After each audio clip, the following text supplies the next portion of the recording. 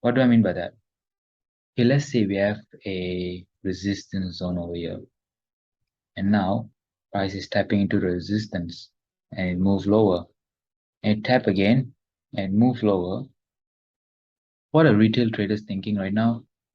Oh, when price comes and tap into resistance, I'm going to sell because there's two touches and price drops, so obviously it's going to be a big sell-off.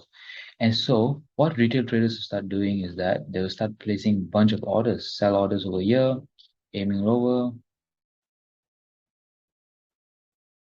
And so there will be a lot of retail traders which are placing a stop loss over here. And what you see will happen next, you get manipulated. And the same thing goes with support. When you have a support over here, and when price taps into the support and moves away, and taps again and moves away, what are retail traders thinking? When price taps into support once again, I'm going to buy. And so when that happens, they get manipulated because your stop losses are always below the support area and all that, so you get manipulated. That is why all these retail patterns are very manipulative and people get stopped out a lot. So this is one of it. The next one is trendline. Trendline also has a lot of liquidity because there are many retail traders. When trendline touches here, bounces up, touch again, bounce up. So many retail traders are thinking, if I place, I'm gonna buy again when price touches this trend line. And what happens? You get manipulated because there's a lot of stop losses over here.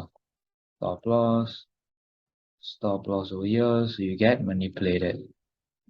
And the same thing goes with a selling model, bearish price action. Price taps into it, move lower, move lower. Many retail traders are thinking to sell again once price touches this, and you get manipulated. That is why trendline has a lot of liquidity. So whenever you see trendline in the market, there's basically a lot of liquidity lying over there, and price will somehow go and grab all that liquidity. So let's show you a bunch of that liquidity, all the other types of liquidity there is. First of all, there's equal eyes over here. These equal eyes is basically like resistance. So equal eyes as liquidity right above here. Equal lows too. There's a bunch of liquidity over here too.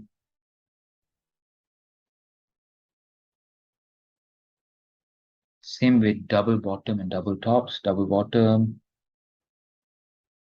these two has liquidity below.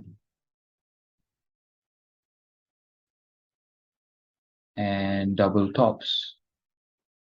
Basically, every single retail pattern has a lot of liquidity. But the ones we really focus on is equal highs, equal lows, and trendline liquidity.